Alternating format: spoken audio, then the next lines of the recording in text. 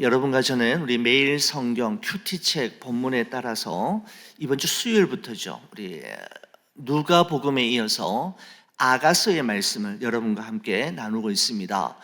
여러분, 아가라고 할 때 이 아가의 한자어 의미는 우아한 노래라고 할 수가 있죠. 영어로는 Song of Songs, 노래들 중에 노래라고 하면서 가장 아름다운 노래라고 하는 의미를 가지고 있는 것이 바로 아가입니다.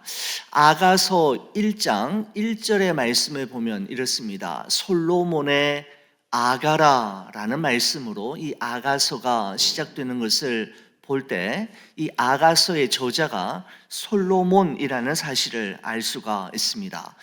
지혜의 왕으로 일컬어지는 솔로몬은 그의 생애 가운데 몇 편의 시편과 잠언, 전도서, 아가서를 기록했는데, 시편과 잠언과 전도서는 솔로몬의 생애 말년에 파란만장했고 우여곡절이 많았던 삶의 여정을 거의 매듭지을 무렵에 지은 책으로 알려져 있고, 아가서의 말씀은 솔로몬의 아주 젊었던 시절에 기록한 성경이다라고 성경학자들은 이야기하고 있습니다.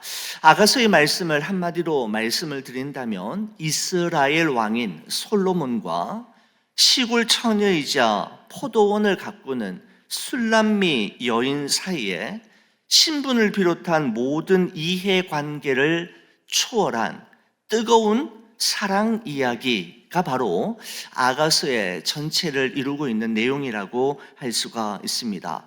여러분, 아가서에는 하나님이라는 단어가 등장하지 않습니다. 하나님이라는 언급이 전혀 없고, 다른 성경에서는 도무지 찾아볼 수 없는 아주 노골적인 사랑이 표현되고 있어서 한때는 성경 66권 정경에 포함시켜야 되나 말아야 하나 라고 하는 이야기로 아주 논쟁이 되었던 성경이라고 할 수가 있지요. 여러분, 하지만 왕과 시골 처녀와의 도무지 이루어질 수 없는 사랑, 도무지 가능하지 않는 만남을 통해서 하나님께서는 하나님과 이스라엘 백성 사이에 사랑으로 맺어진 언약 관계를 우리들에게 소개하고 있을 뿐만 아니라, 그 언약 관계 또한 사실은 이루어질 수 없는 관계였고 도무지 가능하지 않는 언약이었음에도 불구하고 하나님의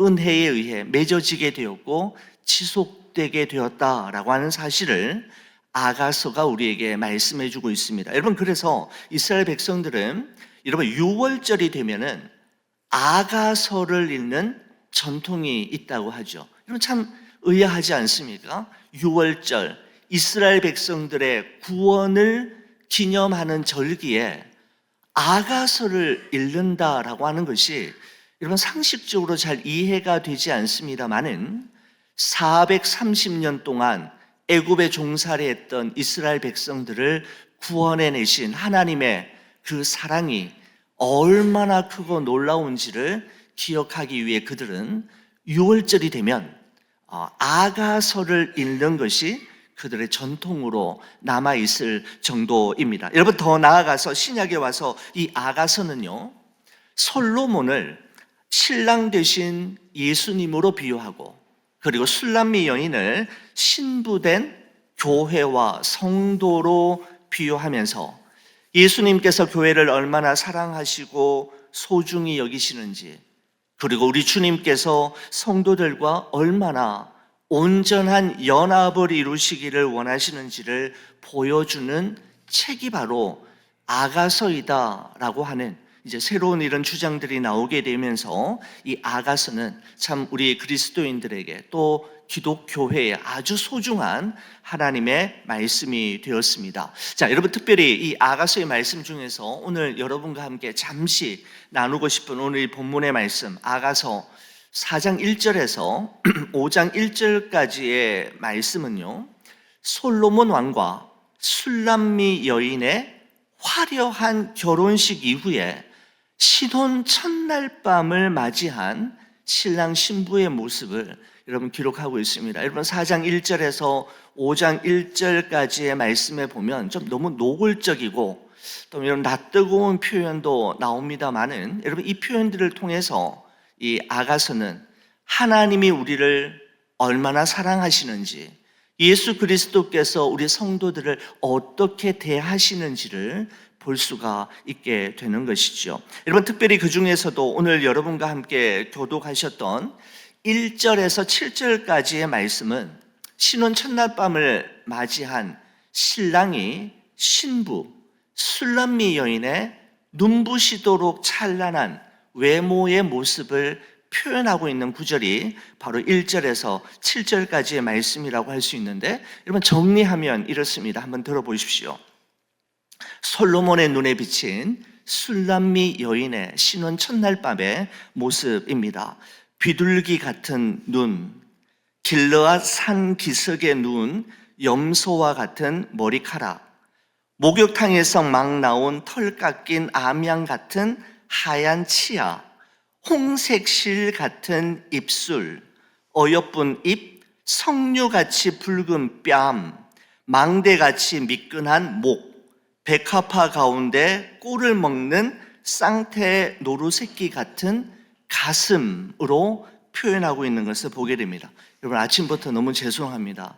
너무 닭살 돋는 표현을 하는 것 같지만 제가 하는 말씀이 아니라 솔로몬이 술람미 여인을 보고 표현하고 있는 성경에 기록되어 있는 표현 그대로입니다. 솔로몬이 가장 예쁘고 좋은 것은 다 갖다 사용하고 있는 모습을 볼 수가 있는 것이죠. 여러분 그러면서 여러분 이렇게 표현하고 있습니다. 4장 1절에 보면은 내 사랑 너는 어여쁘고도 어여쁘다라고 하는 표현과 함께 방금 제가 읽어드렸던 외적인 모습을 묘사한 후에 4장 7절에 이런 말씀으로 마무리하죠. 나의 사랑 너는 어여쁘고 아무 흠이 없구나라는 말씀으로 마무리 짓고 있는 것을 볼 수가 있습니다.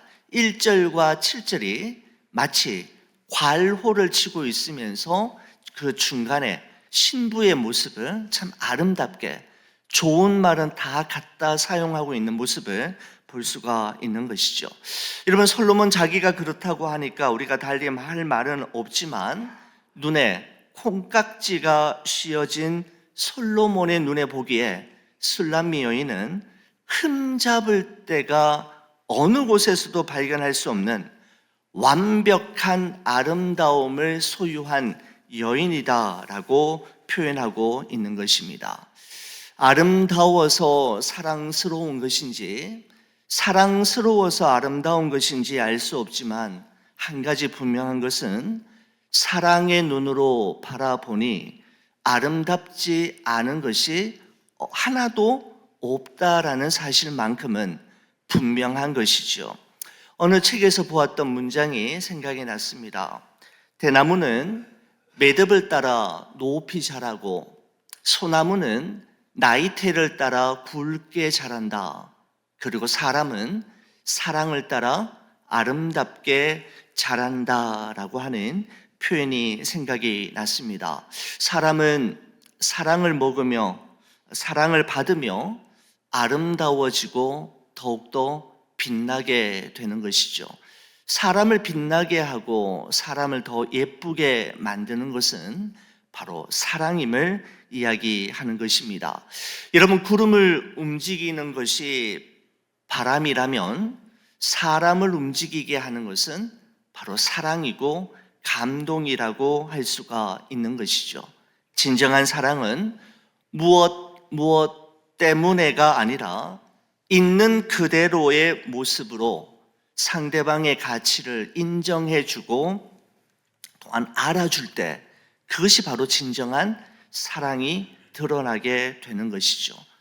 무엇 때문에가 아니라 있는 그대로의 상대방의 가치를 알아주고 인정할 때 그 사람은 사랑받고 있다라고 하는 느낌을 가지게 되는 것입니다.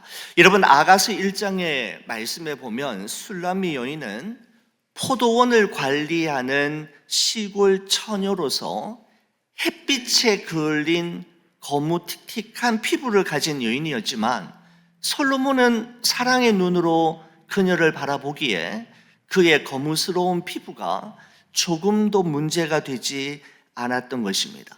흠잡을 데 하나 없는 완벽한 아름다움을 소유한 여인으로 그의 눈에 새로운 사람으로 태어나게 된 것이죠.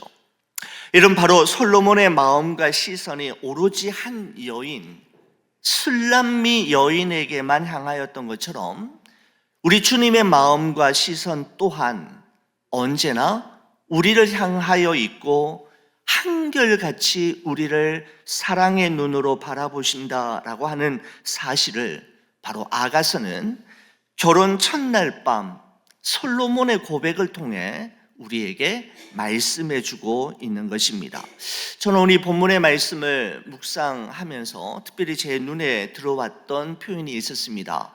여러분 4장 1절에서 5장 1절까지 모두 17절의 말씀 안에 너무너무 자주 표현되어서 반복되어서 표현되고 있는 것을 보게 됩니다. 그것은 바로 1인칭 나, 내라고 하는 표현과 2인칭인 너, 내라고 하는 표현이 무려 47번이나 사용되고 있다라고 하는 점이 참 의미 있게 저에게 다가왔습니다. 예를 들어서 이런 거죠.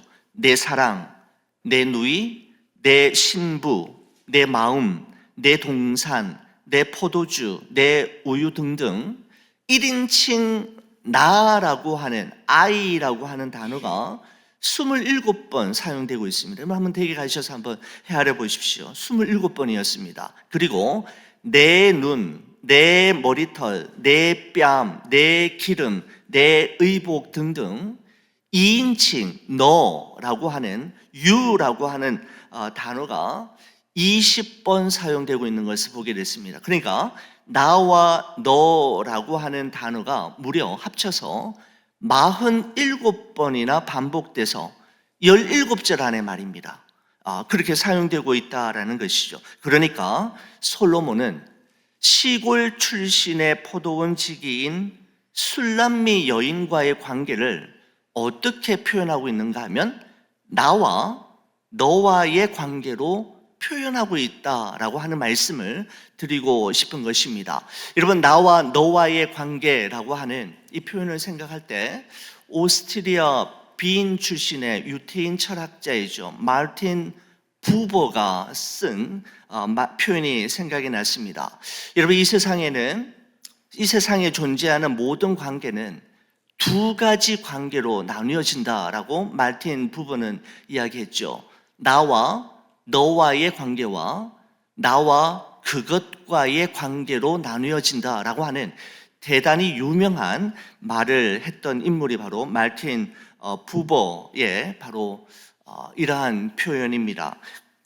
여러분, 먼저 나와 그것과의 관계는 어떤 것인가 하면 나의 목적을 이루기 위해서 대상을 도구화하는 관계를 이야기하는 것이죠. 그래서 내가 이루고자 하는 바가 이루어지면, 성취되면 언제든지 다른 것으로 대체할 수 있는 관계가 바로 나와 그것과의 관계인데, 사람을 사물화하는 것이죠. 도구화하는 것이죠. 나의 목적, 나의 뜻이 이루어지는 순간 언제든지 바꿀 수 있는 것이죠. 여러분, 그런데 이 세상에는 나와 너와의 관계가 있다라고 이야기합니다.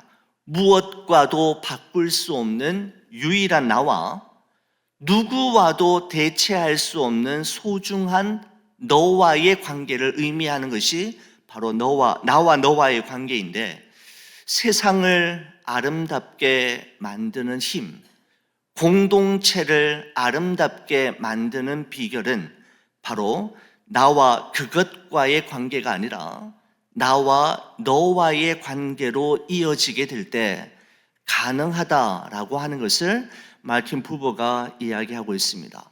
그리고 바로 이 솔로몬이 술람미 여인과의 관계를 그렇게 표현하고 있는 것 아니겠습니까? 나와 그것과의 관계가 아니라 나와 너와의 관계로 솔로몬이 술람미 여인과의 관계를 표현하고 있는 것이죠. 여러분, 그렇습니다. 우리 예수님께서도 당신 자신과 우리와의 관계를 나와 그것과의 관계가 아닌 나와 너와의 관계로 보시는 것이죠. 그만큼 사랑하신다라고 하는 표현입니다. 성 어거스틴이 아주 유명한 말을 했습니다. 이런 말이죠. 예수님은 이 세상에 구원받을 사람이 나 하나밖에 없더라도 나를 위해 십자가를 지러 오셨을 것이다 라고 하는 말을 했습니다. 다시 한번 읽어볼게요. 예수님은 이 세상에 구원받을 만한 사람이 나 하나밖에 없더라도 나를 위해 십자가를 지러 오셨을 것이다. 무슨 말씀입니까? 바로 예수님의 십자가는 모든 인류를 위한 것임과 동시에 우리 한 사람 한 사람을 위한 것임을 말씀하고 있는 것이죠. 예수님은 이 세상에 사랑할 대상이 단 한 사람밖에 없는 것 같이 여러분과 저를 그렇게나 사랑하셔서 이 세상에 오셨고 십자가에 죽으셨을 뿐만 아니라 성경대로 다시 살아나셨던 것입니다. 여러분, 오늘 여러분과 함께 나눈 이 아가서의 말씀은 이스라엘 왕인 솔로몬과 시골 출신 포도원지기인 술람미 여인 사이에 도무지 이루어질 수 없는 사랑과 만남이 결혼과 결혼 첫날 밤, 신혼 첫날 밤으로 이어지는 모습을 기록하면서 우리를 향한 하나님의 사랑과 또한 성도를 향한 예수 그리스도의 사랑이 얼마나 크고 놀라운지, 사실은 이루어질 수 없는 사랑이었고 가능하지 않는 만남이었는데 십자가를 통해 가능하게 되었음을 말씀하고 있는 것입니다. 저는 이 말씀을 묵상하면서 스바냐 3장 16절, 17절 말씀이 생각이 났는데요. 오늘 결론의 말씀으로 저와 함께 이 말씀을 같이 읽고 마치도록 하겠습니다. 저와 함께 같이 한번 읽어주시겠습니까? 그날에 사람이 예루살렘에 이르기를 두려워하지 말라. 시온아, 내 손을 늘어뜨리지 말라. 너의 하나님 여호와가 너의 가운데 계시니 그는 구원을 베푸실 전능자이시라. 그가 너로 말미암아 기쁨을 이기지 못하시며 너를 잠잠히 사랑하시며 너로 말미암아 즐거이 부르며 기뻐하시리라 하리라. 아멘. 우리 때문에 기쁨을 이기지 못하시고 우리를 잠잠히 사랑하시며 우리로 인해 날마다 즐거이 노래를 부르시는 하나님이 우리와 함께 계신다라는 사실을 기억할 때 우리는 두려워하거나 낙심하여 어깨를 늘어뜨릴 필요가 없는 것이죠. 바로 우리는 창조주 하나님의 사랑을 받는 자이고 우리는 그의 자녀이기 때문입니다. 우리를 사랑하시는 그분 예수 그리스도, 우리 하나님으로 인해 모든 일에 이기되 넉넉히 이기는 삶을 이어가시는 여러분과 저의 삶이 되기를 주의 이름으로 간절히 축원을 드립니다.